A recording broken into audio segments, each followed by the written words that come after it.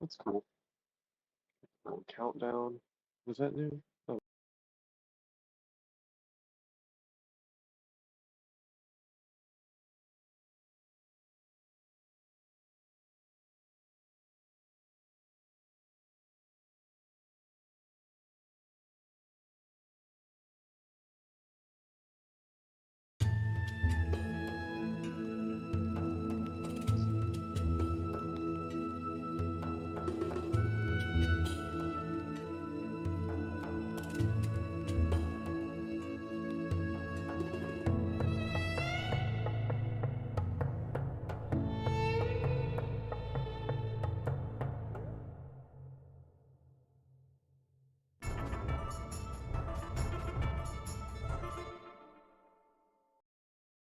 All right.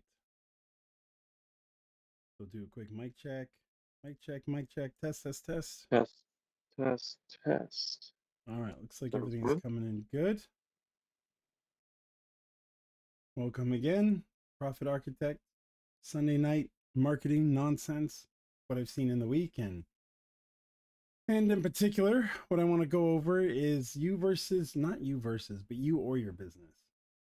So I kind of want to cover something I've seen a bit, which is the desire for people to not be the face of their business. They put out a lot of marketing for their business, but not themselves. Why that? Well, technically that's okay. Some of the problems you could run into, and some of the benefits to making yourself the face of the business, and of course the downsides to that also. But why I think, in my opinion, you should, and what it can actually do for your business, especially if you're starting out or if you're just getting into it. So, and then after we cover that, I'll sort of give you some ideas on how to use your personal presence to boost your business and your brand, or not really your brand because who cares, but how to get your business more attention in a positive way. And then we'll end out with some interesting ads that I think they show off some good principles that I can dissect and sort of help you understand why I believe they're working, or maybe working, or might just be guessing wildly into the wind. We'll have to see. So, Sounds like a plan. of course, I'm here with my guest, Nick, to join us in the conversation, as always. I'm going to see if I can boost his signal because it looks like his screen's a little grainy, but that's okay. Yeah. So, before we get into it, what do you have any thoughts on that? On you versus your business? Yeah. Um, I mean, I tried to take like a kind of an in-between approach. Um, I mean, obviously just with like my logos and stuff like that, but I have everything kind of framed around me, but it's also kind of a professional, businessy kind of brand. I don't really know how to describe it in the best way, but um, I'm more of a, or back when I started, was more of kind of like an introverted kind of person. So I kind of wanted to be behind the scenes more. But then as time went on, I just realized how powerful it is to actually be the face, and um, because it creates more of a connection with people, and they Yeah, really, really do appreciate, like, wow, you're the person I saw online, and now you're actually here with me, obviously depending on the type of service you run. For me, home services. yep, But that creates a stronger connection, because people follow people and people want to work with people, not necessarily some giant company that just sees them as a number. yeah, At least that's my experience. yeah. I And mean, there's I definitely some saw truth not, to that. Yeah, yeah, and I saw like 9 times out of 10, it was positives to be in the face. Of course, there's people who's, if you think big picture, I guess you could say, if you're planning to sell your business, that could potentially not be the best if you're the face. yeah. I mean, But that brings up a but good. I think there's ways Yeah, around it. Um, I think so you bring up a yeah, good point with that. But I also think that's a holding point for a lot of people where they won't necessarily be the face of their business because they have some aspiration of wanting to sell it later. But that's also there's ways you can do that intelligently without it risking too much damage. What I usually think of is GKIC, which used to be Dan Kennedy and can't think of his name. Bill Glazer, Dan Kennedy, Bill Glazer, right?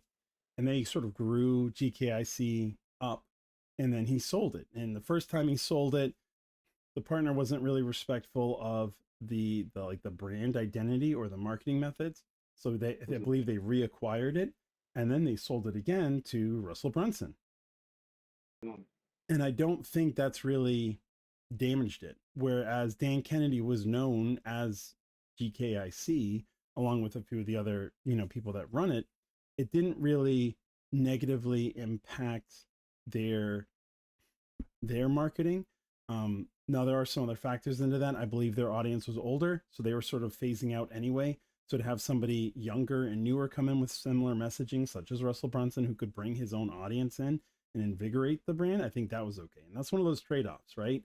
Whereas my audience, are they sort of done with what I'm teaching? I'm at a point where I want to get rid of it. Now I believe the only reason why he got rid of it, he's getting old and he just didn't want to do it anymore. So there was that, right? There's like, yeah, I don't want to do this anymore. But and I'll get into later like other ways of managing that sort of handoff. This, what I would say is one of those times where you always want to own your own name. You don't really want to attach too much of a singular business to your name, because that you can't really sell, right? Like you can't like sell off your name, because then you're kind of screwed at that point. Like you're Mhm. stuck with it. So you kind of want to have almost like a running resume if you're going to use your name on something, like here are the things I've done, and not necessarily this business is me. Yeah. So you'll have a business identity that people associate with you. For example, like Elon Musk is a good, in this case, regardless of what people think about him. I don't care about the crazies out there, but he has Twitter and he has SpaceX and he did PayPal, and I think he has like a whole bunch of other ones, right? And people don't associate him with any one particular business. I mean, they kind of do, but not really. Like he could phase himself out of one of the businesses, and if he puts the right people in place, it could still be successful, depending on which business it is. I know that his mindset does that, but there are a lot of businesses that even if you're not an Elon Musk, you could have two or three businesses you're running, and even though you have a presence in there and you've become known in there, there is a way to phase yourself out without it damaging the business too much. Of Mhm. course, if you do it wrong, then the whole thing blows up in your face. Um, but that also goes to like, who are you selling it to? Are you selling it to an unknown just for a payday? Or are you selling it to, like with GKIC, Russell Brunson, who's got a similar audience that wants what you have? In which case, it's an easier sell, because even though you might lose a couple people, a lot of the people will stay on because they'll also know who the other person is, and it won't be as negative, right? Mhm. So there's, yeah, you know, you selling your business and then it's like you're the face of it. That can be a little tricky. But I think that's where most people, they think, like most people, they're not even up off the ground enough to even consider selling their business. That I think it's Mhm. foolish to be like, I don't want to do that in case I sell it, when you're not making enough money to sell it. Yeah, that's like 10 steps Yeah, ahead. it's like, even if you wanted to like build a business up in a couple of years and sell it, and not sell it for a huge amount, but just like build it up and sell it, it's still foolish to think that if you put your face in there a bit, it's going to damage your ability to sell it, because you won't have the market presence there long enough for people to associate you with it that would cause any problems. And the other side of that is like, who cares? Like if you're doing Yeah. something that they solely reside on you for your success, for the success and like the expertise, then when you sell it, they're going to be mad, because the people who buy it will realize the business doesn't function without you, and so will the customers. So Mhm. that's why it really depends what kind of business you set up. Yeah. Does that make sense? Yeah, there's a lot of nuance to it. It's not just this either or type situation at all. Hmm. Yeah. Yeah. So people really, so I say people, but it's like there's lots of reasons to do it, not as many reasons not to do it. Mhm. And I kind of want to get into that a little bit. So we kind of touched on what people are afraid of, but there are some massive benefits to being the face of it. I know you kind of touched on them a little bit, and you're kind of the face of your business too, right? Yeah. Did Yeah. you ever not, were you ever not the face of your business and trying to build it No. up? Or are you kind of always, and that, I mean, that has to do with like the space you're in as like a handyman, right? Yeah. Yeah, for me, I've always just been the face for multiple reasons, and maybe not good or bad reasons. Just I always think about quality and all that kind of stuff. And, my intention it wasn't really to sell or anything like that. This Yeah. was, back when I started, I was just like, hey, I got to get something rolling. So I was like, if I got to put my face out there, cool. Yeah. Um, you know, and so I've always been a hand in everything. And here and there, I'll have a couple people alongside me, but I'll always be a part of the projects. Yeah. Yeah, and I think that's fine, right? I think that's one of those things. Now, there is one of those, one of the aspects that we had discussed, I think a little bit was like, hey, what if, how do I grow it? Right? Because Mhm. like if there's only you, and this can go for anybody, this could be if you're a roofer, if you're a plumber, if you're HVAC, how do you get to a point where you can compete with like the big players, right? Where it's like, oh, I want to grow enough that I am actually competing against these other people. Hold on, my video is killing you for some reason. Yeah, no Mhm. worries. You're like all crinkled up. Like, why are you crinkled up? There we go. So you get to a point where like, well, what if I want to grow? Like, if you're doing something that is more personal identifiable, such as like a handyman, like I said, handyman, plumber, whatever, maybe you make knickknacks, or maybe you're like doing a life coach or something like that, and you're like, well, how do I grow it? Usually there's a couple ways you can do this that don't involve you but sort of do, and that is you either set up a tier system where like access to you costs the most, or usually when it comes to things like handyman, roofers, plumbers, stuff like that, you have apprenticeships to bring people in and you train them on your skill, and then you can spend your time marketing the business, and then the people doing the work are not you, right? And this allows you to sort of grow it, and that easily turns into either a franchise or you buying locations. I think I just lost a video. There it goes. Yeah, it's all good. Yeah, it's like my internet's been a little iffy, so if it cuts in and out, I'm sorry. I am making a recording of this, and I'll just upload it later. So if you miss something, you watch it. It So it happens. allows you It's to all good. create. You can either create franchises, which you then sell to people, and you provide the training and all this stuff, or you simply open those locations and then you do the training, and then you're sort of observing from afar to make sure things are being done well. Um, Mhm. it's kind of it's one, like I said, it's one of those things where people will put roadblocks in front of the reasons why they shouldn't do it. Like, oh, I don't want to be the face because what if I want to grow it? Or I can't be the face. What if I want to open more locations? Well, I don't want to be the face because you're always going to have a reason, right? My question would be like, just look at car dealerships as an example. A lot of the smaller local car dealerships, it's like the guy and his family, right? He's like, look at my Yeah. family, come buy a truck for me or whatever, right? That's kind of like, there's like, Yeah. hey, I'm local in this area and I have a family, and like buy it from me. I'll know your dog's name or whatever. Yeah. And then you go there and they're not there. Like, why aren't they there? Because they run the business. Like, they don't have to be in it every day. They don't have to be the people selling. In the beginning, they might have been, but as they get bigger, they're not. But that idea of this person is running this establishment and they're trustworthy still permeates. Mhm. What you'll notice is they could sell that dealership and nobody seems to notice. Right? There might be a couple people who are like, "Oh, that guy doesn't run this anymore." What people will notice is the customer service aspect. Like I said, so kind of like GKIC's first sell kind of failed was because the customer service aspect like completely dropped. Because the guys who bought it had a fundamentally different way of looking at customer service and customer retention than Dan Kennedy did. And they were just like, well, we'll just buy it for basically the customer base. We'll plug in our stuff so we don't have to do anything major and profit. And of course, that doesn't work like that. Yeah. Never really worked But like that. if the customer service was maintained, people for the most part wouldn't mind, right? The Mhm. experience is still, they'd be like, well, it's got a new owner, but it still feels like the original, setup. Mhm. And I think that's something to keep in mind. So reasons why you shouldn't do it. And these are like, instead of just my criticisms of you getting in the way, the reasons why you shouldn't do it is, um, well, as an example, Papa John, right? Do you know what happened to Papa John? Uh, I know it didn't go well. Papa John scandal. I think it was. All right. It revolves around the founder. So the founder of Papa John's, John Schneiders, he used a racial slur in a conference call in 2018. Now, if you actually go back and look in the context, he's like using it as a means of like, don't use these words, which is kind of funny. He's like, don't use words like this. And then it was massively taken out of context. And 2018 is like one of the heights of insanity. Like people were just going BS crazy over political correctness and everything. So you have him say this thing that, like, if you watch subsequent interviews of him, he's like, no, I was telling people what not to say. And he's like, I made the mistake of saying the word.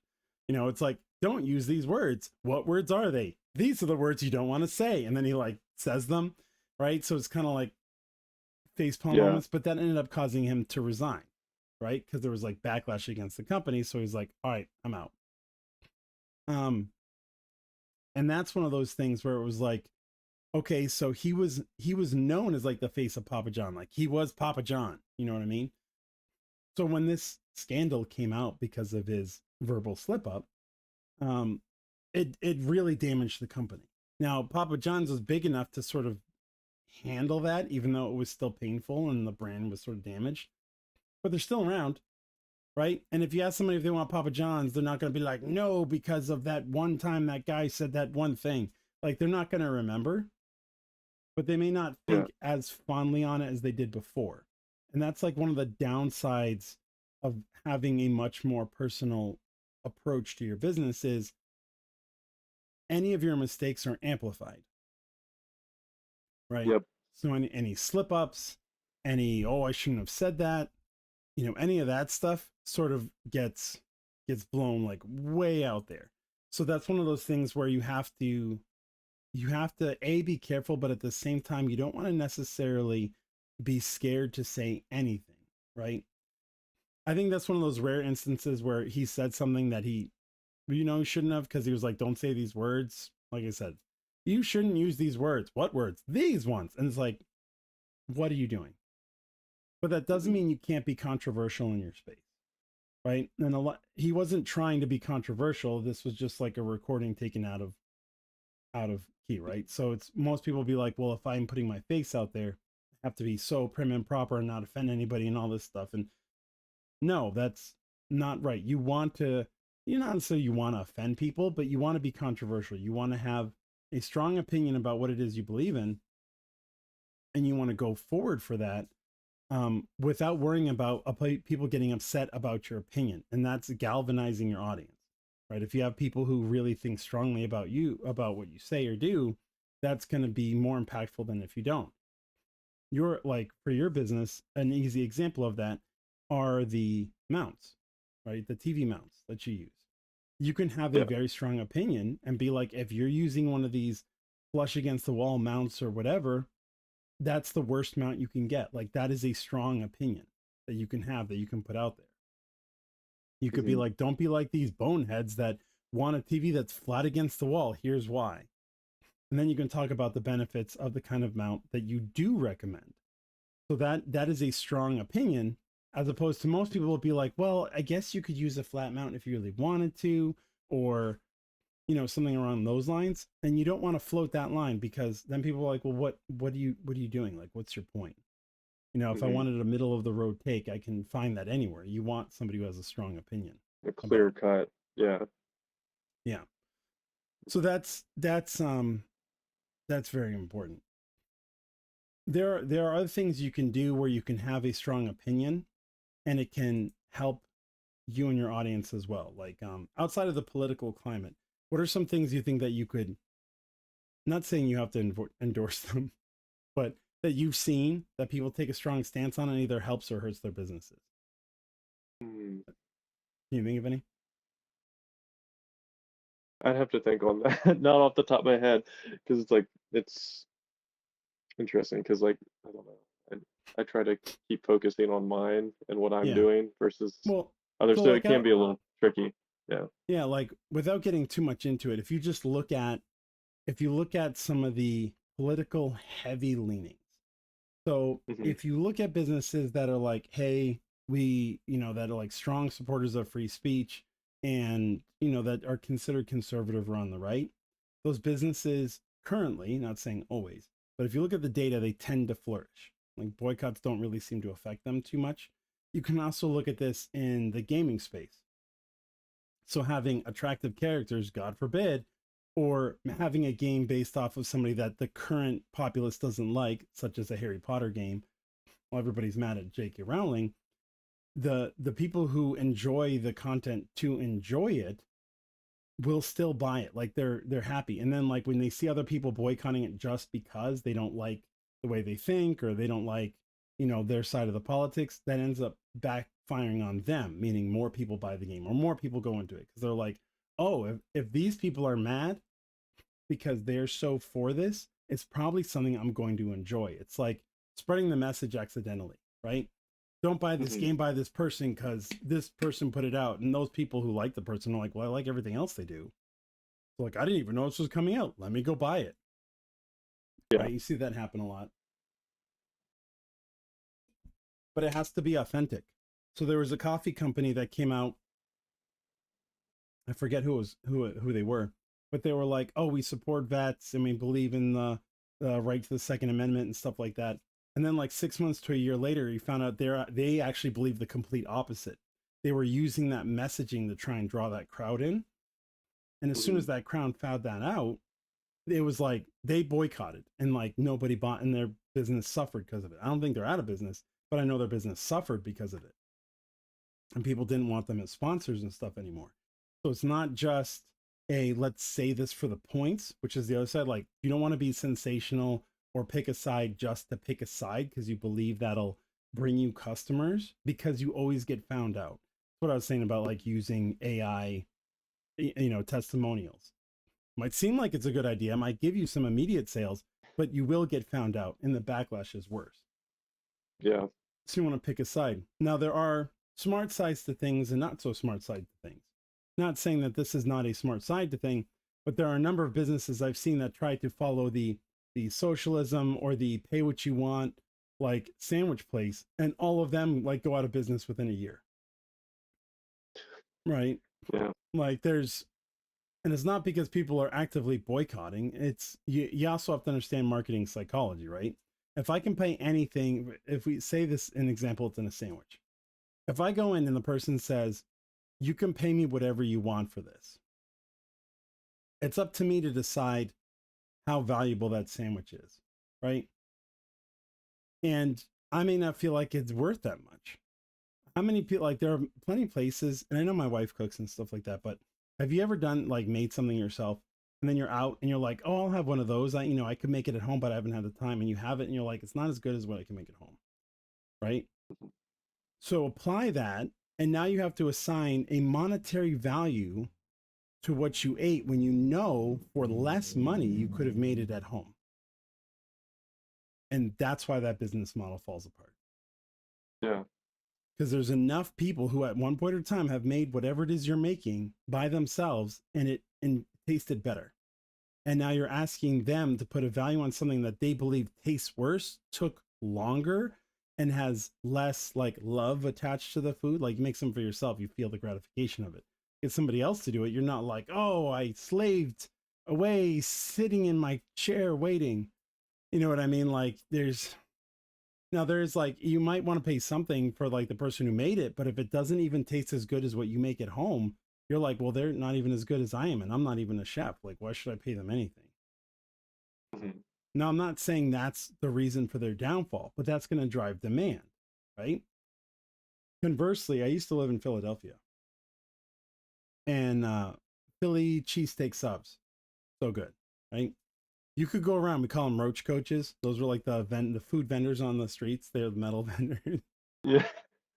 Right? You could get a Philly cheesesteak sandwich literally within a 30-second walk anywhere in Philly. I was in Center City, Philly. So it was not hard to find a Philly cheesesteak sandwich. But there was one Philly cheesesteak sandwich that always had a line out the door, and you had to wait hours for their food. Right? And that's because of how good it was. And they charged a lot, and they had a line out the door. And that changes your perception, right? It costs more, yes. Line out the door. People say it's really good, right? So you get more people who are willing to try it than before because of the line of people looks desirable. Maybe they haven't had it yet. Today's the day they want to take a chance, right? They know it's more expensive, but they're like, well, it's more expensive, but look at all these people. It's got to be worth it, right? And now you have this, now you have all these people, you're in this group, and by the time you get it, it probably is really good. I never got a chance to get it because I was at school time. I never had that kind of time, but that sticks with me was the fact that there's always this huge line, right? When you could get one, like the line would have passed several Roach coaches selling a similar sandwich, but not that one. So why does a business like that flourish with higher prices and huge demand, and another place that's like pay what you want goes under? And that's the value perception between that two. In these cases, at the time, it wasn't as big to know who was running the business, but people knew who was running the sandwich shop, and they knew how dedicated he was to what he was doing. Like they really liked the fact that he put so much dedication into his work, into his sandwiches. If you look up the old articles on the shop or whatever, you'll see the owner and you see the owner's beliefs in there. And I think that also had a negative impact. If you were saying you were doing it for charity versus as an experiment to show people that this kind of thing can work, that's different, right? Like a soup kitchen, like they survive, they get donations, stuff like that. But it's not like you have the homeless and the hungry going in there like spending $10 on their food, right? So how is it that people still go there for food outside of the fact that they're hungry? It's like, I know it's kind of an extreme example, but it's like people will provide money for that through charity versus a place that's like name your price, right? Which they could have gone in there, spent whatever, gotten a couple sandwiches and given it out to people. Like it could have turned into a pseudo soup kitchen or whatever, right? They could have been like, hey, everybody comes in, like our pricing is optional, but the more you spend, the more extra sandwiches we can make to give out. And I think the business would have survived a little bit longer with that because it would have been, I'm doing this to help others, as opposed to like, I'm going to go here and try this sandwich shop to whatever, show that socialism works, which it doesn't. But it's just one of those things where it's like, you could have actually changed the angle of the business a little bit instead of this sort of social experiment, which was heavily on the person's beliefs and what they said. And had they come out and phrased it differently and actually done it right, hey, we made this much money, this allowed us to produce this much food for these many people in the area, you probably would have had more customers, or at least more regular customers. Yep. That's one of those things where it's like it can benefit you as an Philly cheesesteak guy, or it can be detriment to you, and that's based on the whatever pay what you want place that went under. There's a bunch of examples of this, and not everything's cut and dry, right? And that's part of the risk with it is there's no surefire way outside of saying you're going to do socialism to know whether you're going to fail or succeed, right? Yeah. It's just there's no guarantee in it. But your successes grow faster if they know who's running the business. Like you said, if there's that personal touch. And the question is, why is that? So if we look at like let's think of some names of just like regular businesses. Like what are some things you see around town that you kind of see in every town? Outside of roofers and plumbers. Although they're a good person to throw in the mix too. There's definitely a lot of them. Like what? So it's like roofers, plumbers, you can think laundromat or there's like fitness studios. Yep, there's fitness. There might be spas, car washes, stuff like that. Yeah, med spas, stuff. There's so like, and you can look around your town and sort of see them. Yeah. And if you have a traditional business, and this still works even if like you're a life coach or you have a course on how to raise hamsters for the movies or whatever, who knows, right? You could probably look around, and if you're trying to be successful, you're going into a niche or an industry where other people exist and have made money. You're not trying to like I think Frank Kern's favorite one is underwater basket weaving. Like there's a reason why those businesses don't exist, because they're not making any money. And no, you're not going to be the first person to break ground on it. So it's one of those things where what's an easy, like a very easy way to differentiate your business from others? If I have a laundromat and there's 5 other laundromats in a 10-mile radius, what's a very easy way for people to see my business as different than anybody else's? Even if you suck at marketing, So this is like, you don't have my breadth of knowledge of marketing, and you're not dealing with somebody who tells you they have that breadth of knowledge of marketing. So you're just trying to think of ways to differentiate your business. I haven't seen much done well to make them stand out. They'll do regular marketing, like marketing that they see other businesses do, but I've never seen them do anything that really makes them stand out as different. Have you seen any? I'm In trying to regards think. to laundromats, Or um, any of the businesses, roofers or yeah, plumbers, that's yeah, different. That's different. Like different than what you see any of the other n- plumbers, laundromats, not, roofers, med spas do. yeah. 9 times out of 10, I haven't, but I will say just in regards to laundromats, I did recently see online that there's like I believe it's like a bar, and then Yeah. it's attached to a laundromat, and Okay, that's then they clever. play live music, and you can go wash your clothes at the same Yeah. time. Like it's Because very, anybody's been yeah, in a laundromat knows how good the acoustics are with 10 washing machines and dryers running at the same time. Clearly yeah, hear everything fine, no problems communicating. But that's not a bad idea, right? That's actually one that's like, mm, okay, but that's, so if you're like, I want to open a laundromat, what are the chances you also have the funds to be next to a place that would allow you to create a bar, or that a bar would allow you to set up a laundromat next to? Even if you found the location, what else you need? You need a liquor license, you need to buy the yeah, supplies, stuff like that. So it's like laundry machines, laundromats, although they can be very lucrative, they're kind of expensive depending on whether you're buying the machines or you have to update the machines or whatever. So there's still money that you have to put in them, but they can be very lucrative. Bars could be lucrative. There's lots of bars that go under because they don't know what the hell they're doing, right? Just mhm, having a bar doesn't mean you're going to be successful. Um, Usually there's lots of bars. Like that's why you've ever heard of a bar crawl, like because they go to so many bars in a short little radius. So it's like, so if you're picking a place that's outside of that small radius of where all the bars are, you need to have people who know where you are.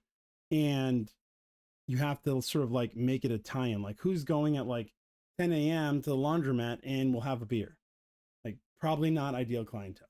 And at the same time, if it's 10 p.m. and you're going to like get some drinks and relax and do your laundry at the same time, the chances of you forgetting that you did laundry go up, right? And it's also like, so it's like there's a trade-off there. Like I yeah, think it's a unique twist, but it's one of those things where like I wonder, it probably works, but I wonder at what capacity, right? mhm, But that doesn't mean that it shouldn't be tried. But that's not a bad one, right? mhm, So how do you get your, there's one thing that all of these places have that can always make them distinct from their competitors every single time. That's the person running it, yeah, right? Because nobody's the same. So if you yeah, suck at marketing, you don't really know what you're doing. If you put your offers out and you let them know that you're the person running the place and you're making this offer because of whatever reason, that goes further because it does give that little bit tine of like personal connection. Now it doesn't go much further, but if you're looking at 10 places and one of them you can clearly identify who runs the place and you like what they're saying or you like whatever, and then because you're going to look up their social media profile and you're going to look and see what they're saying, what they're doing. And if you can draw any kind of connection, you're more willing to go there and do business with them than you are to go somewhere else, yeah, right? So this is a super easy tactic that any of these businesses can do to make them stand out from each other. Some of the places that gets a little muddy is the common talking points. So now it's like, okay, yeah, I want to like be the face of my business. Guess what those people do? The same thing they do when they go do their marketing. Let me go see what other people are saying and emulate what I see out there, as opposed to just being themselves, because they're still trying to run away from putting themselves out there. So they're putting a facsimile of who they think people want to see out there. And like I said, with that coffee company, it backfires. You can't put out there a persona or an AI persona or someone that you see that you want to emulate and say you're like them unless you're like them, right? mhm, Unless you've got some sort of actual connection to it. And even then, if like say you're looking in the life coaching business, if you're like, I'm like this person, the next thing the person's going to say is, well, why don't I just go to that person? yeah, Right? Like what's the who's the motivational speaker, the really big guy? Tony Robbins? Yeah, Tony Robbins, Or, right? yeah. So the biggest issue I've seen with like motivational speakers or productivity people is them linking themselves to Tony Robbins because it always leads down the same path. Well, why would I listen to you? Why don't I just go listen to Tony Robbins? Right? If someone comes out and they've been like, I've been to 52 of Tony Robbins's events and I spent $8 million with him, and I'm going to show you the trying to, why? Why am I going to go with you? Because you are giving me what he said. So you're taking what he said, you're distilling it into what you think works. But Tony Robbins is more well known and way more people have had success doing what he recommends. So why am I going to listen to you? So you shoot yourself in the foot immediately doing that, right? Mm-hmm. So you don't always want to link yourself to someone. It's okay if other people do that. If other people are like, oh, he's a motivational speaker, it's similar to Tony Robbins, but he does his own, that's fine. You don't want to be the one saying it. Mm-hmm. You know, the only place this has ever worked is if you do it tactfully. And it makes me think of, let me see if I can find it. It's this Hertz commercial. I know Hertz, when you would rent cars instead of Ubering them. So we're going way back. Hertz, there was like, oh, it's Hertz and Avis. I think Hertz was number 1 and Avis was number 2. Let me see if I can pull this up. Hang on. And I'll play this. And this is an old-timey commercial. There we go. Let me move this over so we can actually see it. That would help. Let me know if you can hear it or not when I start playing it. Yes? Mm-mm. No? No. Let's see. Oh, that's why, because I don't have my audio capture. 1 second. Okay, and we're gonna grab this. Click OK. Hang on, I just gotta grab this so you guys can actually hear it. Hooray! Technical problems. Will never and it will never be a day that I miss it. Audio output capture. Yeah. Let's see. How about now?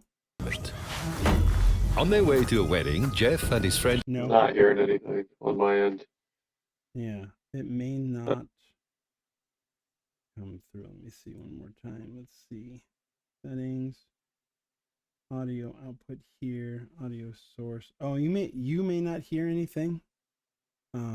But it should come through. If it doesn't come through, you'll have to watch the recording. But it is coming through. But let me see if I can put the closed captions on.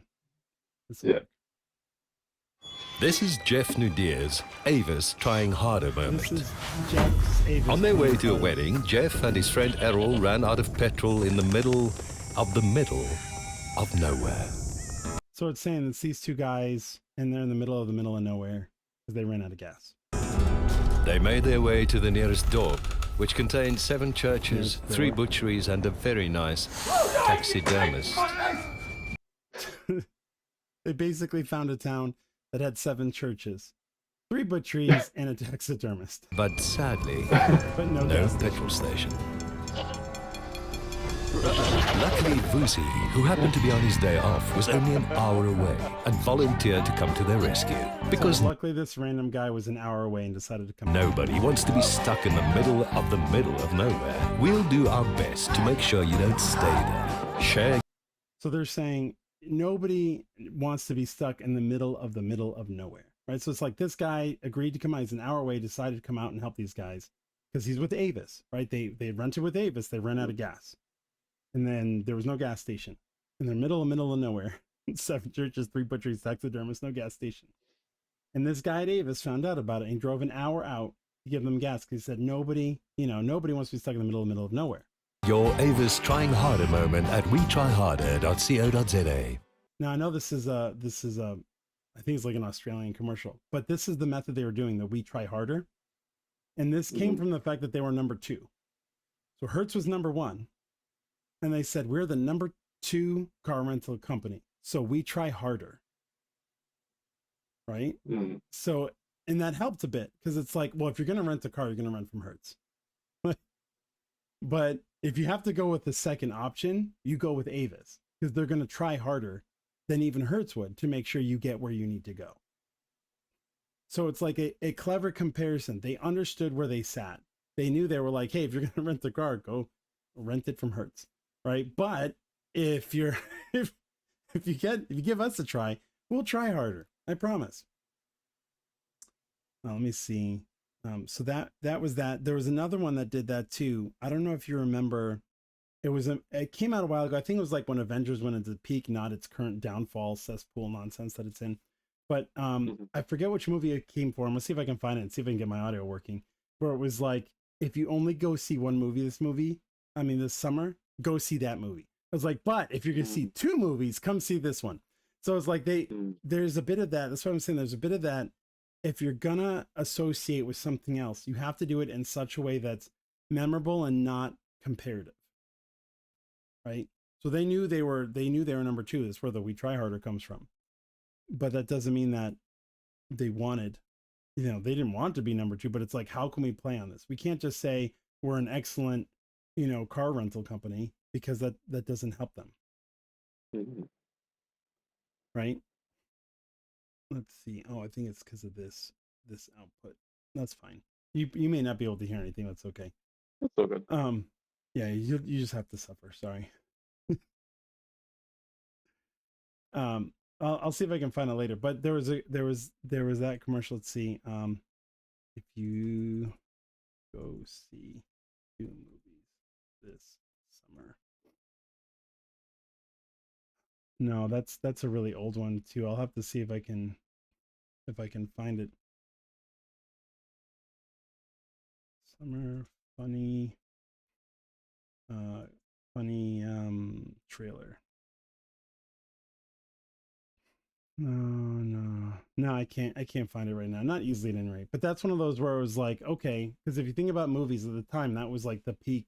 That was the movie everybody was going to go see. So if you're trying to put out a trailer and say, go see my movie, just like if you're trying to go out there and say, I'm like Tony Robbins, like I do this, but I'm like Tony Robbins, which is kind of like I wear a summer action film, kind of like that one. You can't really make the direct correlation, because people are just gonna be like, well, I'll just go that one. Unless you can do it in a way or manner that actually separates you out. Like Avis, we try harder, right? Or the other one was like, just go see it. Like they're not even trying. They're like, go see it. Because it's like that gets you out of your head. It's like, wait, what? You're telling me to go see the other movie? Well, what's your movie about? Because it actually moves them aside, instead of them being like, oh, hey, I saw a trailer for that action movie, and the person's like, oh, you mean that one? They're like, yeah, because then you're not going to remember. But that's one of those things where it's like, okay, so you want to differentiate yourself, but the best thing you can do is, and currently this is huge right now, is be authentic. Right? Like just be yourself and don't be afraid to put yourself out there. If you're scared to put yourself out there, don't do it, but then it's a very slow road. Like it's a lot harder to get the attention you need and to stand out if you're hiding, which I usually a lot of say like, why are you hiding? Right? Yeah. There should be no reason. If you're like, well, I don't want to be the face of the company, I just want to run a bunch of companies, that's fine too. Like if you want to acquire businesses, so you don't really want to put the effort into making yourself associated with it, that's fine. Guess what you do? You have any guesses what you would do? Take wild guess. If you like bought 10 companies, but you don't want to be the face of all 10 because it's like 10 times the work because you just bought these companies, what would you do? If you didn't disappear all of a sudden. There you go, you're back. There it goes. Yeah, it's my internet cuts in and out tonight. I don't know why. Probably got to do with like the deadly heat wave winds of death that's happening across my state. Yeah. What do you think you would do? Any thoughts? I mean, you'd have to maybe find someone else Yeah. to do it for you. I Right. mean, yeah, So pretty like much just have. you end Yeah. up becoming you run the business, but you're not necessarily in the day-to-day. So that's where you have like a CEO you hire, right? So it's like you become like a board of directors of one, basically. So it's like, I own all these businesses. These are the plans I want to implement and have go forward, but I can't go into each business every day and make sure it's happening. So I'm going to hire somebody to put in that position who I'm going to give my instructions to, and they're going to execute the instructions, right? Like a CEO, basically. And on top of that, you're like, and you're the face of the company, right? So you have to be willing to find somebody who's willing to sort of take that. Now, that's in this aspect of it. You don't want to do this when you're a newer company.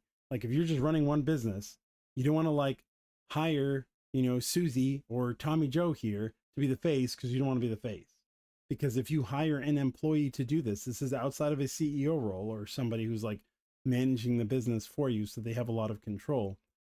That's a bad position to be in, because they'll be seen as the face of the company, and they're usually an underpaid employee, right? If you're paying somebody to be your employee and also making them the face, you need to pay them enough that they don't want to go anywhere, which is why a CEO type role, you tend to get paid enough, especially if you're putting them in position and you're rolling out a plan for the business to grow. They're not going to have a problem being the face or putting the messaging out, stuff like that. They don't have to put their whole life story out there, but usually they want to put some messaging out, stuff like that.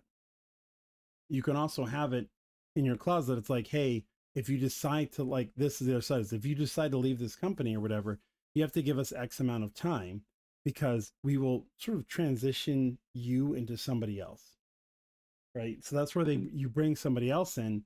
And then when you're doing your presentations, your talks, whatever, you're always bringing this other person with you. And then you slowly sort of flip the communication away from you onto this other person. And that will allow you to sort of transition yourself or that person out of the face of the company and this other person into it. And they don't have to be similar people. That's sort of how you do it to make it less aggressively like obnoxious, right? Yeah. A few places you can see where you can almost see this done in a manner of mascots. So you don't want to create a mascot. You want to be the face of your business. A mascot is somebody or something that people associate with a business, but they're not real, but people enjoy them. You see this in insurance companies a lot. The Geico Gecko, Flow, and Mayhem, right? Agent Mayhem or whatever. Like if you see them in those commercials, like they're amusing and it makes you feel a certain way about the company or whatever. It can be entertaining, but whether they stay in that role or not doesn't impact the person's feelings about the business. And mostly that's because it's a caricature. It's not a real person. Like, I'm not saying Flo and Mayhem aren't real people. Of course they're real people, but they're not being authentic. They're being a mascot, right? So that's one of those things where you don't want to do that. So it's like, I don't want to be the person in the face, so I'm going to invent a mascot that's an employee. Like, you don't do that. And most people aren't big enough where a mascot makes sense, right? The Gecko's been around for a while. Who else? What else did Geico used a bunch? They used the Geico Gecko. They used the caveman, right? Even a caveman could understand it, but then they made the caveman really smart, which kind of flew in the face of the whole point of it. Mac did it for a little while with the like the nerdy, geeky Mac guy who's like savvy, and then you had like old frumpy Windows with glasses and like didn't understand stuff.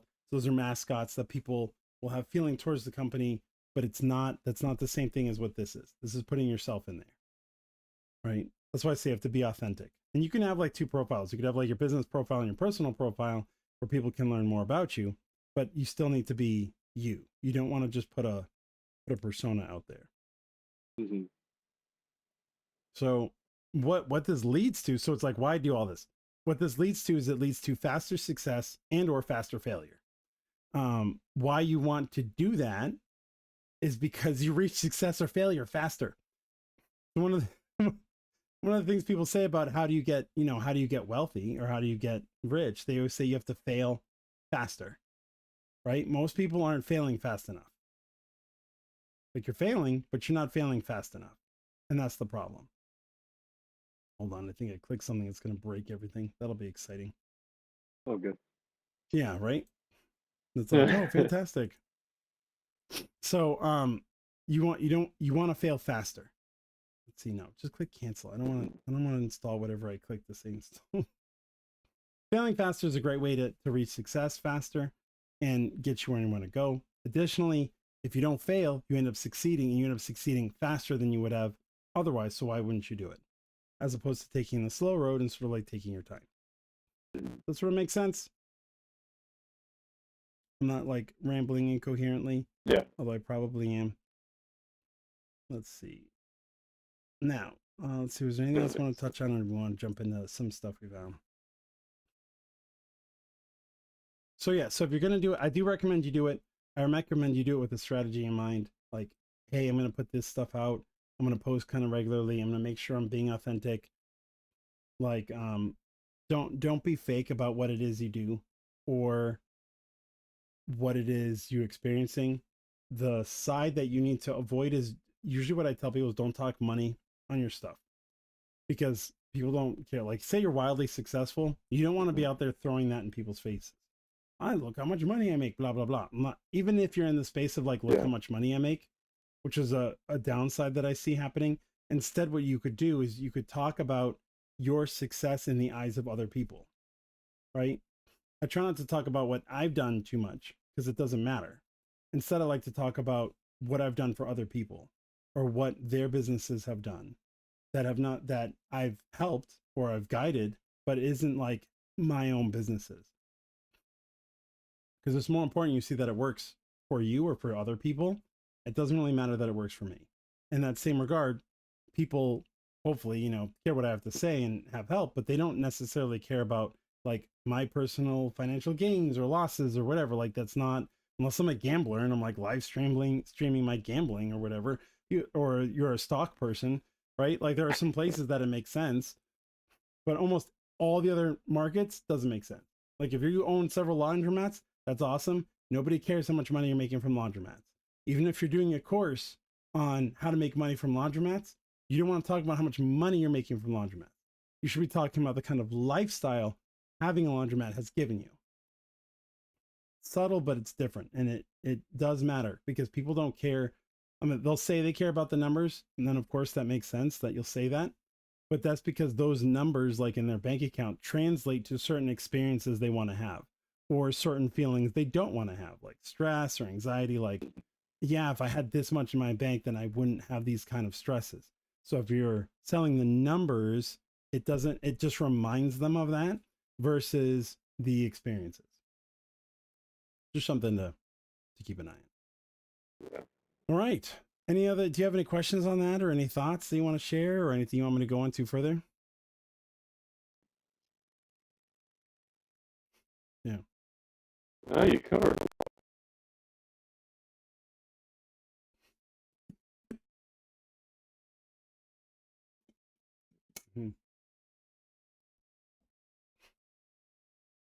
Yeah, just do it. Like, what's the harm in it? Unless you're a crazy person, but then you'll just fail faster, and that's fine. And then you figure out what doesn't work. Yeah. So then you just figure it out a lot faster. All right. So this, I'm gonna pull up some of the stuff you sent me. This is, let me see if I even have this centered right. I probably moved it all around now. There we go. Let me squish it in a little bit. There we go. I'm trying to make sure it shows up on like Instagram and stuff too. Okay. So this is True Green. You had sent this to me a little bit earlier. And you're like, hey, they're going for golfers. And I just seen that ad. Where is it? Did I pass it? Is that? I swear. It like updated. Oh, here we go. You'll love your lawn almost as much as the golfers do, right? And this is the summary details. Let me see if I can. I'm like trying to like get it so I can see. Oh, here, you know what? I can do copy add link. Let's see. Nah, whatever's close enough. It's tiny.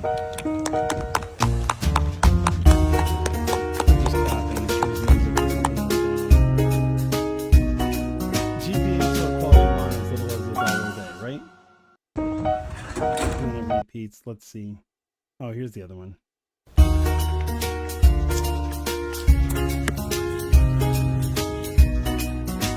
see. So he's walking by and see the golf ball on the True Green sign. All right, who is this talking to? Who is this ad talking to?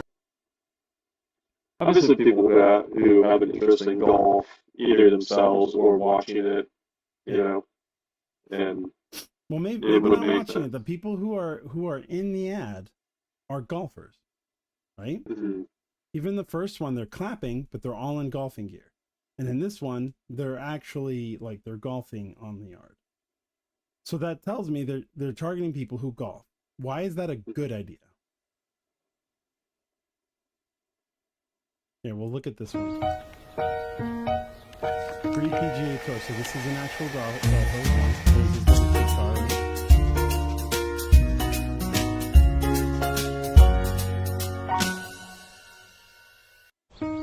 So who is this?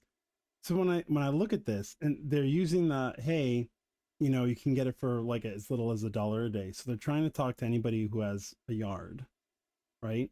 They're using a little bit of celebrity clout by using actual golfers. I'm sure these are all actual golfers. I mean, that guy is. I don't know about the other ones because I don't follow golfing, but I'm sure people do, right? One thing I would notice is golfers have never talked about the quality of the grass that I've seen. It doesn't mean it doesn't happen. But I do know who does think about their lawns a lot. Do you know who thinks about their yard a lot? Think about it. Makes me think of dads who are consistently mowing Dads, Or- right, who are consistently yeah. mowing their yard. So it's homeowners homeowners. who Yeah. like the appearance of their yard, right, to look really good. They definitely, I wouldn't say definitely, but there's probably a high likeliness that they either play golf as a hobby and enjoy watching golf. So it's like we're tying together golfers, family men, you saw the kids who come by, right? And lawn care. It's Mhm. kind of funny. I think during the election, there was, I think it was one of AOC's idiot takes where she was like, no, not AOC. Whoever that woman was who was running to be president that nobody voted for. She was like, I grew up in a neighborhood where people cared about their lawns, right? Why did she say that? Because this demographic cares about their lawn, right? But this is how you say you care about your lawn without saying, I know you care about your lawn, right? True Green could have easily come out and been like, I know you really care about your lawn and you love your lawn and you want your lawn to look great. Get True Green for as little as $1 a day. And I can guarantee you that's what like 99% of all the other lawn care services look like, right? Make your place look amazing, right? Okay, but that doesn't really talk into the feeling of what they're trying to achieve. So you have somebody who's trying to make their yard look really good. You know some of their hobbies. You know they're a family man.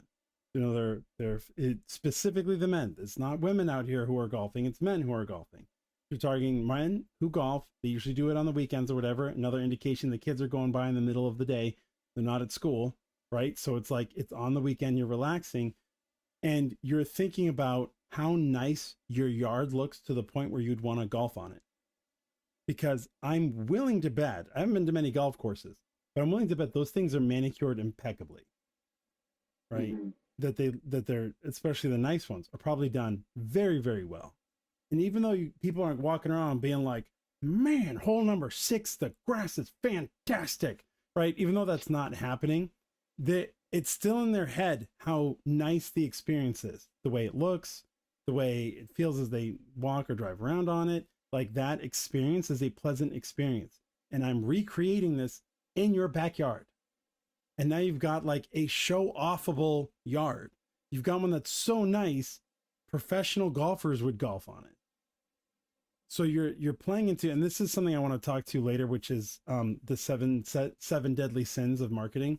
But this is playing into that aspect of envy and greed and being like, yes, like my yard is so amazing, right? Most people know the upkeep for a golf course is high, right? So to come out and you tie all this golf stuff in, which is all expensive, to $1 a day, right? That's a really powerful offer talking to a very specific person. This is not an ad for everybody, right? And that's fine. They're services for everybody, right? but it's not for everybody. Here's another one that's like, How's that, honey? Good. Nice. Hey, swing more with the hips. Thanks.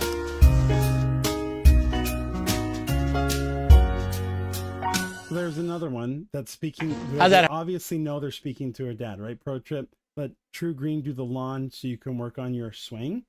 But it's not showing him golfing like the other ones did. It's showing him playing with his kid, which he may not get as much time doing if he's spending time getting his lawn to look a certain way so that his kids can enjoy it, right? So this is like, this marketing kind of hits on a few different angles, which is why they keep trying it. Now, how successful it is will be up to how many people they get.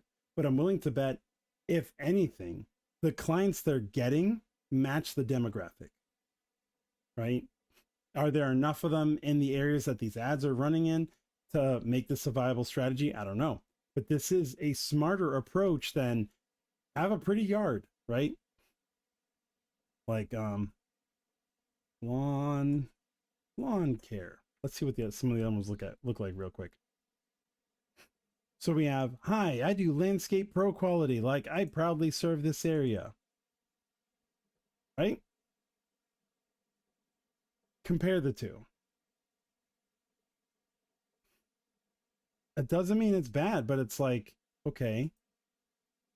It's just, hey, we can make your lawn look good. I'm not saying there's anything wrong with these guys. Here's another one.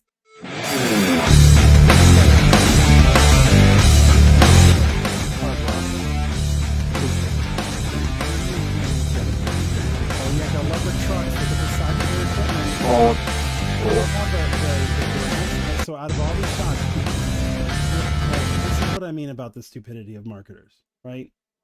This on the right is in color. This on the left is in color. The lawn you're supposed to be showing, that's supposed to be green and look really nice, is black and white. You're touting the size of your trucks and your equipment and showing a dead lawn. What are you doing? You don't have to get PGA golfers in. Just don't show a dead lawn. How about that? All right, most yards start at $30. We offer weekly and bi-weekly rates. Call us, and it's just a yard, right? Now accepting new clients. But it's like, this is their competition, right? Winter discount, well, that's loaders. Let's see. Here's another one. Spring is here. Spring is here. It's time to get your lawn back and in shape. Now accepting new clients. Let us handle your lawn care so you can blah, blah, blah, blah, blah, blah, blah. Like, okay, this is what? This is the other 99% of the ads that are out there. Versus showing somebody who doesn't have to spend time in their yard, but it looks so good golfers are on it, right? That's way, way better.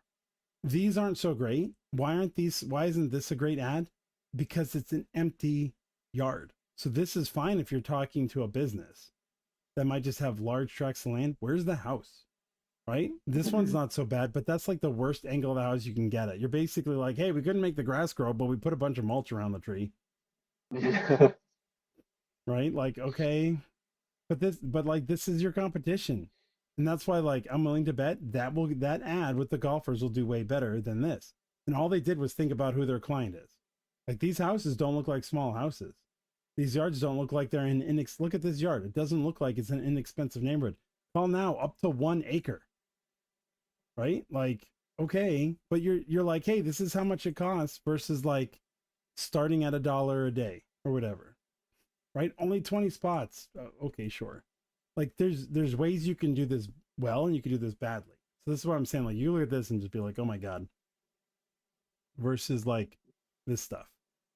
Like, way different. I understand you're like, well, they're True Green. They have a big marketing budget. Yes. But you could easily do an ad similar to this without the golfer or with somebody who golfs saying the same thing. You could replicate this ad and just not have a well-known PGA golfer, but you could have somebody dressed in golf, right? Saying the same thing, and it would come across just as well. Now, I'm not saying you rip off their ad completely, but I'm saying you can do an ad like this and it'll do better than a black and white image of grass. For the love of God. This was the other one you sent me. These are the Tiffany I don't know who these people are. They help, let's see, wholesalers and flippers turn their fly-by-night operation to real business. So they're like, hey, we're flippers who teach you how to flip. All right, they're pushing their book a lot. The one you sent me was like a St. Patrick's Day one. Like this one isn't bad. Let's see. Like they kind of get it, but they kind of don't at the same time. Our #1 marketing channel for blah, blah, blah. Yeah, nobody cares. Direct mail mastery. Guess what people don't care about? Direct mail. You want to know why I know people don't care about direct mail? Because I've been doing direct mail for 20 years. Nobody wants to hear it. It works. Amazingly well, it works. It works better than most online stuff, especially today. Nobody cares. Now, there is a way to do direct mail, which I'll get to next. But let's see. Then they have a couple of memes, which are iffy grounds. Because you can get a takedown by the people who originally created the meme. They can like, hey, you're not allowed to use this. Here we go. For decades, real estate investors have been lied to. They were told success is luck, that contracts just fall into your lap if you hustle hard enough, they said, that marketing is just a numbers game. Throw enough money at it and eventually something will stick. Yeah, and leprechauns are real too. Here's the truth. If your strategy is send offers, cross your fingers, and pray to the real estate gods, then you might as well be chasing rainbows and... So they're trying to keep your attention by having this leprechaun outfit and St. Patrick's Day, right? Decades, real estate investors have been lied to. They were told success is luck, that contract... This isn't always the case. Like, I've talked to real estate investors and most of them don't say it's luck. They do say it's hard work, but they don't necessarily say it's work. Why is my arm getting cut off? Oh, my cord's here. It's like my cord's chopping my arm off. I wouldn't say that they say it's luck. There's probably a better angle you could go on with this, right? One second. Allergies, hooray. Instead of going down the, like, it's a good attempt. I like it because they have like the leprechaun look, and it's like, meanwhile, this is what took years. Let me see what they say. Right here's when it finally gets worthwhile, right? They have really slow music too, which is just, nobody's going to sit for that. You should have just kept your 9 to 5. This is exactly why we built the Business Accelerator, because success in real estate isn't luck. It's a... All right, I don't know who these people are, and I'm sure they have a lot of success. Don't call it the Business Accelerator. Everybody calls it the business. Everybody calls it the Business Accelerator. Everybody's like, I want to help you get business faster. Faster equals accelerator. Business equals business. Business Accelerator. For the love of God, like everybody calls it a business. Doesn't, like, you could look at laundromats. They'll be like laundromat Business Accelerator. It's like, for the love of God, this wouldn't be something I would display. Marketing, systems, lead flow, predictions, I think it probably says, equals this. And you're like, this is what we built. Yeah, maybe not. Maybe not. There's probably a better way to display it. I wouldn't say this is it. Now, I'm not saying that this isn't working for them, but... Built the Business Accelerator, because success in real estate isn't luck. It's a... At least they're willing to be the face of their thing, right? Unlike the lawn people that'll kill your lawn, they're at least willing to put their face out there. System. We took years of trial and error and turned it into a step-by-step process that keeps contracts flowing every single month. No luck required. Okay, the only problem with that is she was on her phone. I assume that's with a contract, so she's probably making more money than the lady on the bottom who just put a bunch of pens in a cup. But, like, you know, like I said, there's different ways to show it, but I get what they're trying to do. Here's what you'll get inside of my 4-week REI Business Accelerator live Zoom training with me. A predictable marketing plan, knowing exactly where to spend your money, how much to spend, and what return on investment to expect. A lead conversion system that works. No more chasing dead leads. Turn them... So far, the only thing I don't like about this, besides the weird, like, Irish music jig that they have going in the background, it might just be the Irish in me, and the slow pace of it, is the trust me, bro.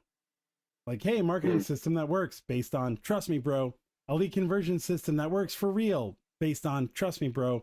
It wouldn't hurt to, while she's talking, instead of just showing her, have testimonials pop up of people saying that, right? Only had to spend this much and got my first couple of leads. Had my first couple of conversations and they turned into this. Like, she could have these popping up as she's talking, so she doesn't have to change what she's saying, but instead of it being trust me, bro, you're backing it up with proof. Into real signed contracts and our proven sales framework, the exact strategies that we use to close 20 plus contracts a month. A dispo plan that pays you more. Build a better buyer's list. Another person being like, I was with this other person before, I only got 2%. This let me get 10%.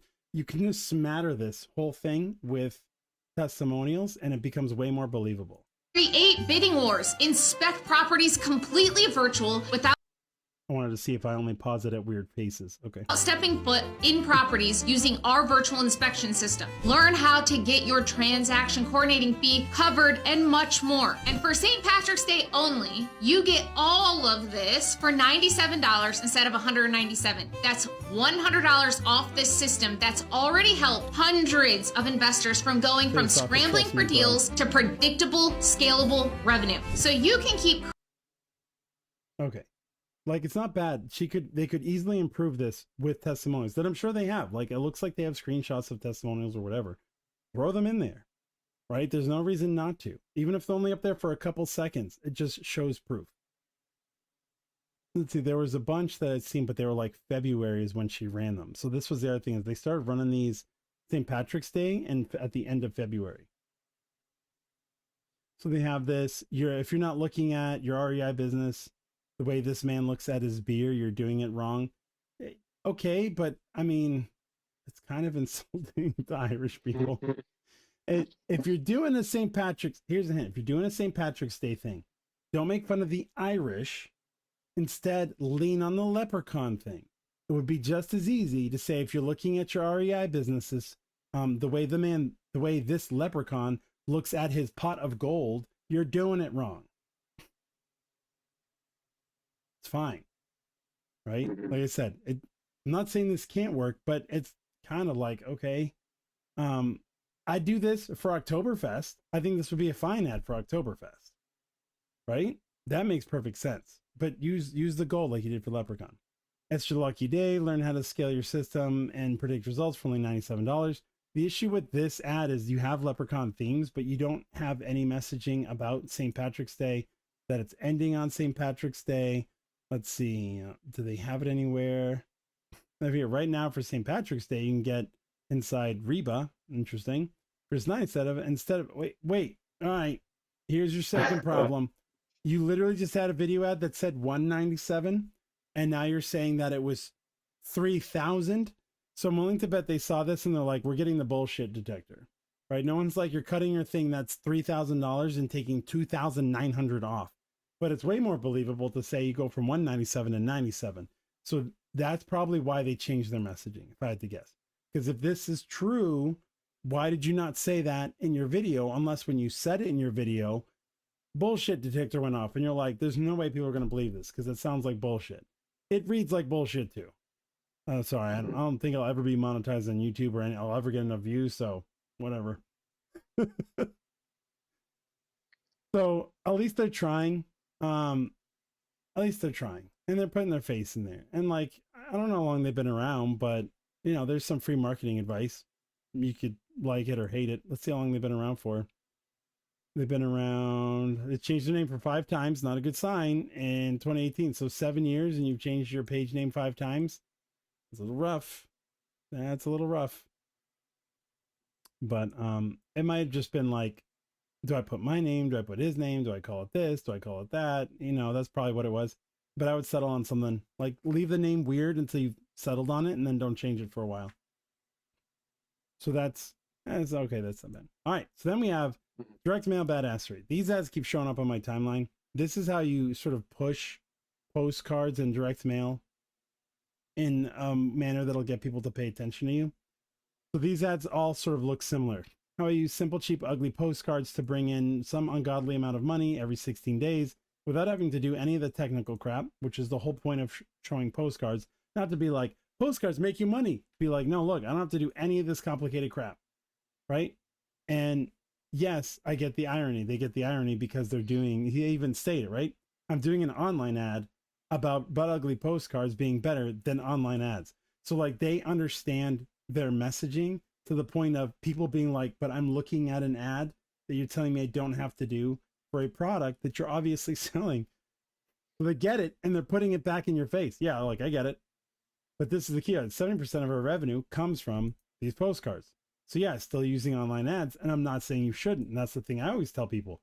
I'm not saying you don't do direct mail. I'm saying you add it in. But this is how they get around with it, right? So I can deal with a few laughing emojis. People have been like, oh, you're so stupid. I put the entire method in this book. Just get it for $10 plus shipping and handling plus 52 upsells plus whatever.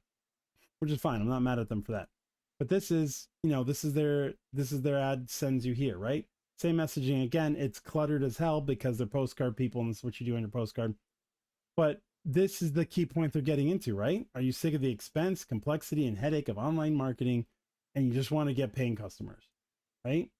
This is what it's drawing to. This is how you sell direct mail. You don't talk about direct mail. You talk about what they want, right? This is what they want. I want to bring in this profit. I don't care about direct mail. So you can't just be like direct mail, direct mail, direct mail. Trust me, it doesn't work. You have to talk about how they can get it without doing all this stuff. Now, do they still have to deal with complexity? Yeah. Direct mail isn't simple, but it is different and it tends to be easier for people than online stuff. Having been in both spaces, to me, they're exactly the same, right? You put a marketing message together, you put an offer together, you have to send them somewhere. Guess what? These postcards are going to a link. So you still need a link, a landing page or something. I'm willing to bet if they talk about not having any product, it's affiliate marketing. So they're identifying a list of people who are likely to buy a product, making sure the product's really good, getting their affiliate links so they don't have to do any fulfillment, and they're sending out the postcards. And it's like, well, does that really work? Well, we could do some simple math, right? So on average, postcards are kind of like sales pages. Oh, did not mean to move that around. Here we go. Postcards are like sales pages where you get like a 1 to 2% return, right? Mhm. Most postcards, depending on the volume that you're doing, you're spending anywhere from like 50 cents to $1. It may have gone up to get somebody to see it. Now, and you want to send this out to like 5,000 people to start. Why do you want to send it out to 5,000 people? Well, if I send it to 5,000 people and I get a 2% return, that's 100 purchases.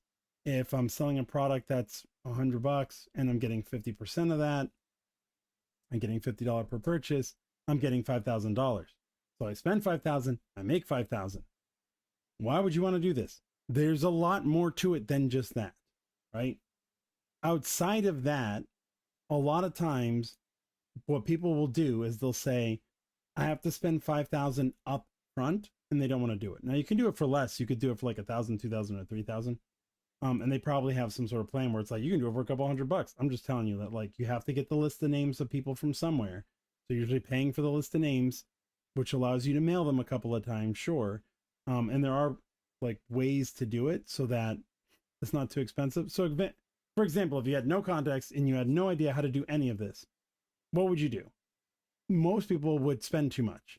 You have to buy a list of people that you can mail, which is going to cost you anywhere from $1 to $5 per name. You usually have to buy a minimum of 1,000. You want to send like 5,000 postcards, so you're spending $5,000 to $10,000 on the list. Usually it's not that bad. It's come down quite a bit because most of the stuff is online. So all in, we'll say you're anywhere between $8,000 and $10,000. So supposedly only make 5,000. Why would you do this? Well, there's a few different ways to monetize it, and we can get into that later. Chances are they're finding people who have lists, so they're not paying them. So they're saying, hey, can you give me your list of customers? I have a method of bringing in more sales, and I'll only be using my affiliate link, so it's not like you're paying me extra. This gives you access to a list of interested people without you having to buy it. Now you're just paying for the post. And it runs on the benefit of these people have already been contacted once. So the conversion rate probably is closer to 5 or 10%. So in that same realm, if we even go on the low end of 5%, say they spend $5,000 to send out 5,000, but now you've got a 5% conversion, right? That's 250 sales. At same $50 conversion, you just made 12,500. Big difference, right? That's why I said there's some nuance to this. I don't know if that's what they're doing. I'm guessing off of my decades of doing marketing, that's probably how you make something like that make sense.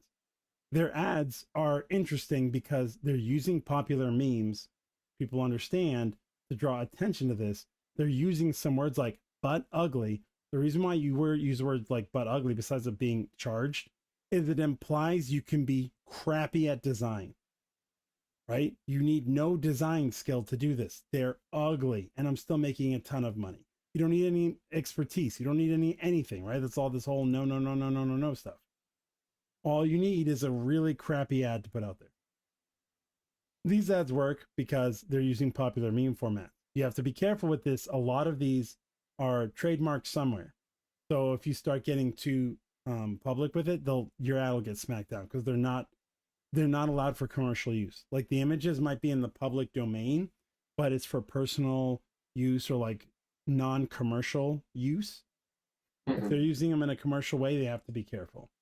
Now, that could be why they only use them for a little while and they sort of phase them out because they don't want to get in trouble, but they'll get in trouble. You got to be careful. And then, so that's what I want to show you. I think I have some saved. Let me see. Saved.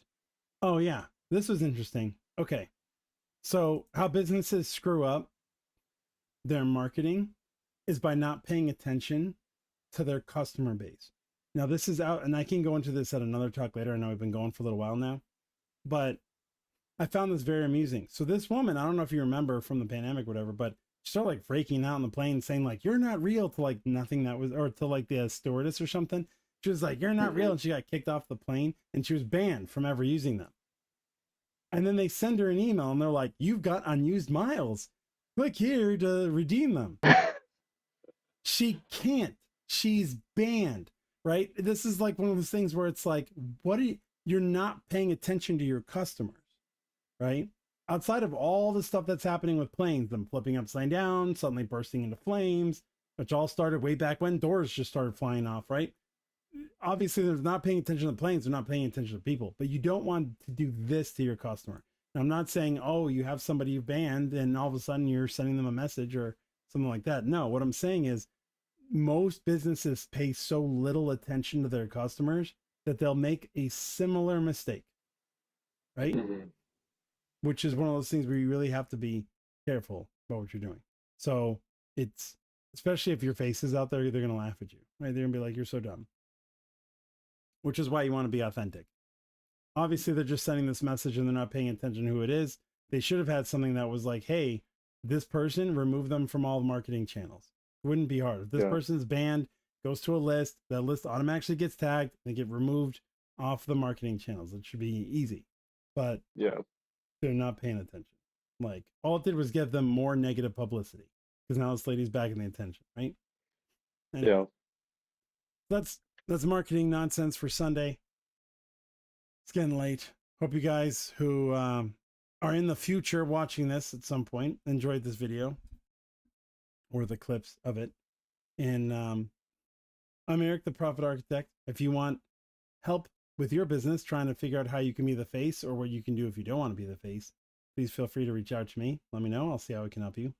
And until next time, Nick, thank you for being our guest for today. And then Always. see you guys next time. Take care.